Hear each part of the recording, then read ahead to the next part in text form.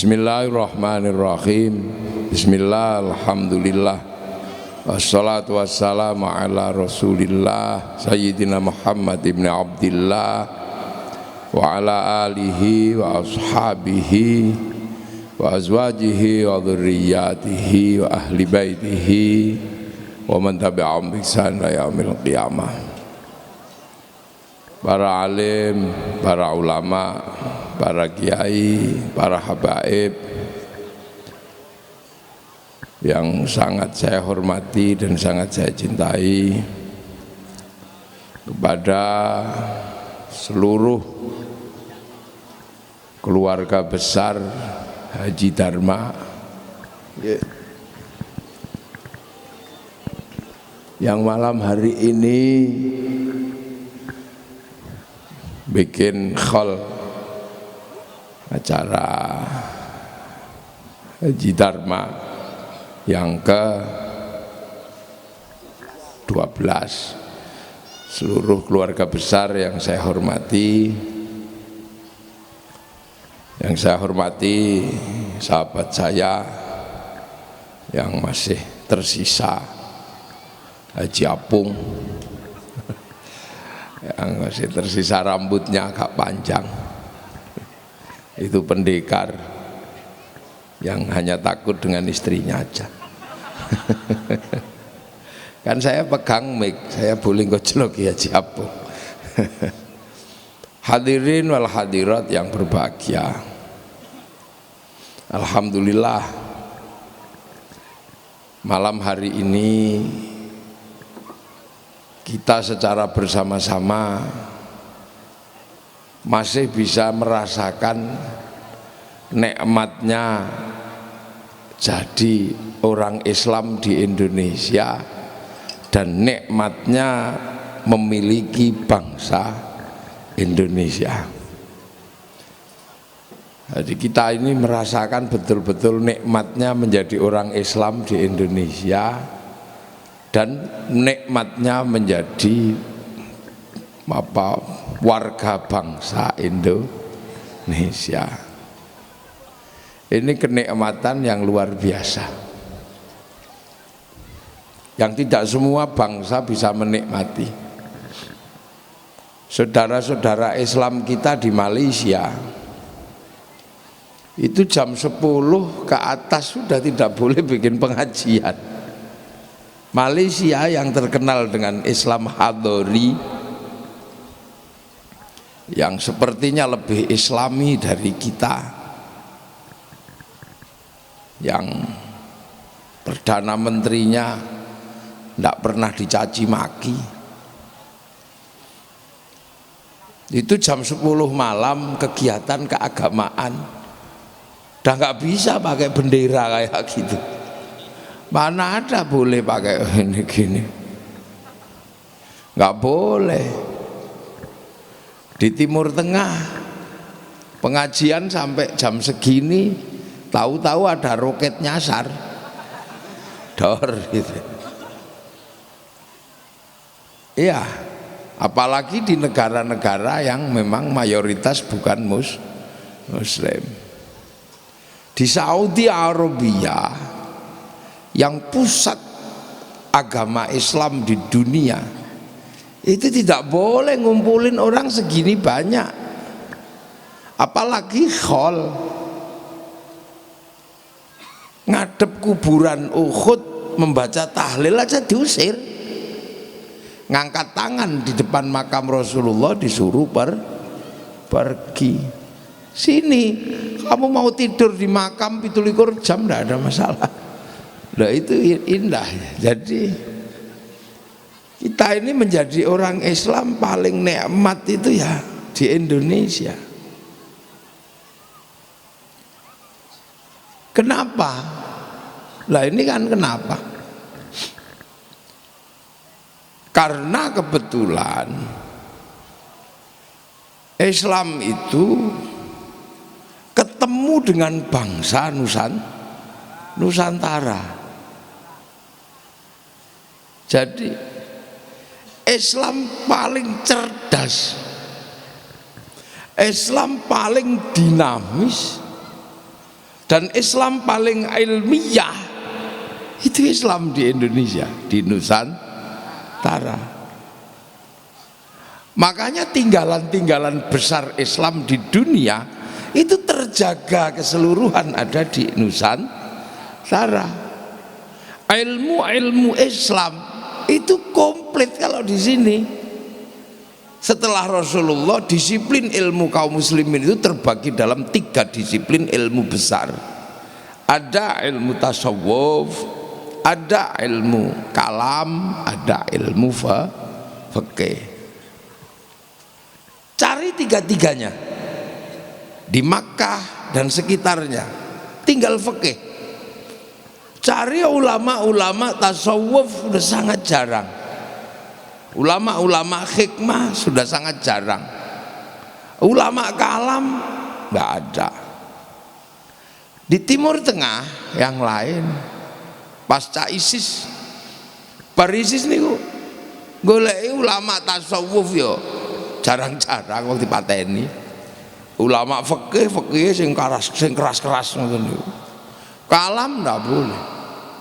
Di belahan bumi yang lain, tapi tinggalan ilmu Islam terbesar di dunia dan terkomplit hari ini ada di Indonesia. Ilmu kalam komplit di sini. Mau cari yang ahli balaghah, ahli ma'ani, ahli bayan, komplit di sini. Ahli mantek komplit. Mau cari ulama fikih di sini komplit, mau madhab apa saja ada. Mau cari ulama tasawuf, ulama-ulama tarekat komplit. Bahkan satu-satunya negara Islam di dunia yang sanggup mempertemukan puluhan ulama tarekat dalam satu jamaiyah hanya Islam Indonesia, yang presidennya beliau Maulana Habib Lutfi. Itu di mana? Kenapa? Masjid paling banyak sekarang ada di Indonesia. Pesantren paling banyak di Indonesia. Pengajian bawa bendera kayak gitu ya di Indonesia. Lah ini mesti saya sampaikan biar kita ini nggak salah paham dengan Sekarang banyak orang salah paham dengan bangsanya sendiri dan selalu merasa bangsa lain lah yang terbaik. Ini maka karena apa? Ini pengajian Dharma bangsa, saya harus sampaikan ini biar kita ini nggak salah paham. Punya apa saja seolah-olah bukan milik kita, mulai dari buah-buahan sampai kekuasaan. Jambu kalau besar dikit jambu Bangkok, padahal tumbuh di sini dikencingi anak kita. Begitu gede jambu Bangkok loh. Jadi sampai buah-buahan pun nggak pede menjadi Indonesia. Apalagi ayam gede dikit ayam Bangkok, padahal nya di sini, nelurnya di sini. Nangka enak dikit nangka Belanda. Mana ada nangka kok di Belanda? Ya, Belanda nggak punya nangka. Makanya ketika dia melihat nangka yang bawa pertama kali namanya si Jack, maka dia sebut jackfruit. Loh, lihat Mr. Jack. Ini saya senang ini pengajian Dharma Bangsa ini, muda-muda semua ini kumpul semua. Ini harus dijelaskan ini. Jelek semua. Itu yang masih tersisa dan pede itu tinggal gula Jawa. Masih pede dia nggak mau ganti nama ya, dia nggak mau ganti nama. Dulu betapa bangganya Bahkan para wali, para ulama bangga betul dengan Nusantara. Loh ya,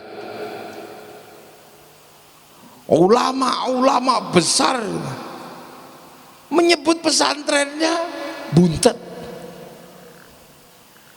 Nggak ada pesantren al apa, enggak, buntet. Maulana Syarif Hidayatullah, wali yang kemampuan hikmah dan kemampuan siasahnya nggak ada yang meragukan, menyebut dirinya Sunan Gunung Jati, bukan Sunan Gunung Uhud. Betapa bangganya dulu orang menjadi Indonesia. Maulana Rahmatullah di Surabaya menyebut dirinya Sunan Ampel. Bahkan Mbah Hasyim Asy'ari, pendiri Nahdlatul Ulama, tidak pernah menamakan pondoknya kecuali dengan nama Tebu Ireng. Bangganya menjadi orang Indonesia. Ada. Jadi mau kemana mondokkan anak? Ke Ciwaringin. Kemana? Buntet. Ya kan? Kemana? Mau ziarah ke Ngampel. Mau ziarah kemana? Gunung Jati. Mau ziarah kemana? Ke Bonang. Mau ziarah kemana? Ke Giri. Yang namanya Raden Ainul Yakin, yang namanya Raden Syahid Kalijogo.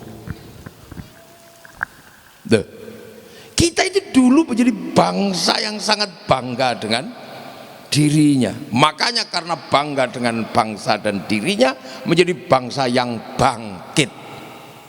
Bangkit apa? Mampu menguasai peradaban yang setara dengan peradaban dunia. Dan itu kita buktikan. Mereka punya piramida, kita punya Candi Borobudur. Punya sama kita. Mereka punya Aristoteles, mereka punya Socrates, mereka punya Plato, kita punya Empu Prapanca, kita punya Empu Panuluh, kita punya Empu Tantula dengan kitab Negara Kertagama, dengan kitabnya Suta Soma. Bahkan dongeng kita punya yang sama. Orang Eropa punya kisah cinta namanya Romeo Juliet. Orang Cina sampai Engtai, orang Arab Kais dan Laila. Kita punya kisah cinta siapa? Baridin. Kita punya. Di Jawa Tengah ada Ande-Ande Lumut. Punya. Sana punya ibu tiri yang kejam melahirkan anak Cinderella. Kita punya bawang putih, bawang merah. Loh, apa yang berbeda? Dulu bangsa kita bangsa yang kuat. Ya. Sana punya laki-laki yang kuat namanya Samson. Kita punya Bandung Bondo.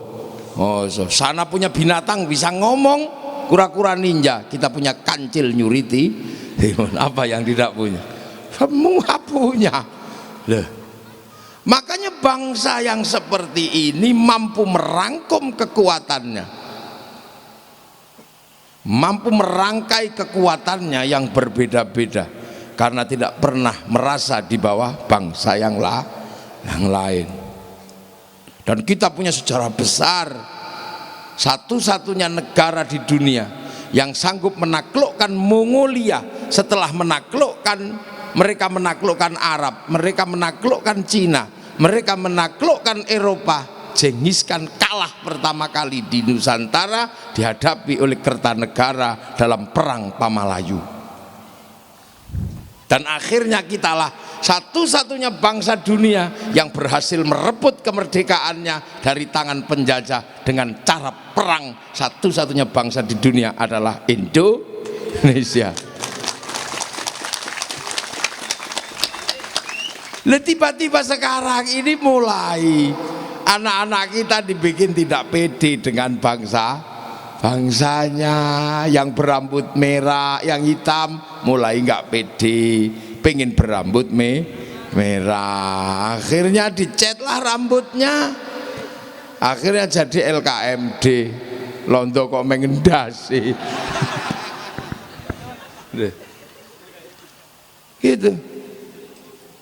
Jadi bangsa ini dulu punya bangsa yang besar, bangsa dengan kekayaan yang melimpah, bangsa dengan peradaban agama yang sudah sangat maju, bangsa dengan peradaban kekuasaan yang sangat maju.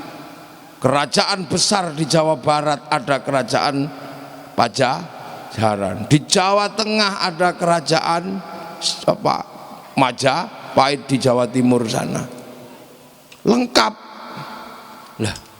Maka akhirnya bangsa yang komplit dan lengkap ini kedatangan agama Islam. Dan inilah titik temunya. Makanya yang datang ke sini bukan ulama yang ngecek, bukan yang keluyuran sambil bawa kompor, bukan. Yang datang ke sini ulama-ulama hebat yang bisa bernegosiasi dengan bangsa Indonesia. Ulama yang ilmunya komplit tapi ketawaduannya luar biasa. Jadi ini yang menyebabkan, karena harus bernegosiasi budaya dengan bangsa besar sekuat Nusantara. Makanya yang datang bukan pedagang. Makanya kalau dikatakan Islam datang ke Nusantara disebarkan oleh pedagang, secara teori nggak bisa. Pedagang itu nggak terlalu sibuk, dia nggak sempat ngajar ngaji. Jadi mana ada sejarahnya Islam di Indonesia disebarkan oleh saudagar? Nggak ada. Cari. Itu saking pusingnya orang nulis sejarah, akhirnya ya udahlah, yang menyebabkan orang pergi jauh karena perdagangan, maka bisa jadi yang menyebarkan Islam di Indonesia adalah pedagang. Secara teori ditolak. Kenapa secara teori ditolak? Karena di Nusantara waktu itu, di Cirebon waktu itu, agama yang berkembang membangun kekuasaan sampai sistem sosial adalah agama Hindu. Hindu itu ada kastanya. Kasta pertama namanya kasta Brahmana. Brahmana adalah orang yang sudah tidak mikir dunia. Dia nggak mikirin dunia, dia hanya mikir Tuhan. Ya. Dia nggak mikir dunia, nggak mikir. Yang ngurusi dunia ada kasta namanya ksatria. Ini para raja. Tapi ksatria nggak boleh ngomong agama karena hidupnya berkecimpung dengan dunia. Orang yang hidupnya masih berkecimpung dengan dunia nggak boleh ngomong agama. Agama tidak boleh dibicarakan oleh orang yang masih berada urusan dunia. Dan ksatria kasta kedua nggak boleh ngomong agama. Di bawah kasta itu ada namanya Wisya, pegawai negeri. Wisya, pembantu raja. Nggak boleh ngomong agama, dia baca kitab agama Hindu diculek matanya. Lah di bawah Wisya ada namanya Sudra. Sudra itu orang yang sehariannya cuma mikir dunia, pedagang, bendino ngitung duit tae. Dia ngitung, itu pedagang. Petani, bendino nyangkul mikir dunia. Nah, ini juga tidak boleh ngomong agama. Sekaya apapun, pedagang adalah Sudra. Di bawah Sudra ada Parya, kastanya pengemis. Orang yang menyandarkan hidupnya pada meminta. Di bawahnya ada namanya Kuca. Kuca ini tukang ngutil. Jadi dia ngambilnya nggak banyak, dikit ini. Tukang ngentit, copet, ya tukang ngambil bansos. Itu Kuca. Nah gampangnya. Nah di bawah Kuca ada Mleka. Mleka ini maling, tapi kalau ketahuan lari dia. Nah Ini nggak boleh ngomong agama. Di bawah itu ada namanya candala. Candala itu maling, tapi kalau ketahuan berani begal, termasuk begal motor, itu candala. Apalagi ini mati aja nggak ada yang ngurus.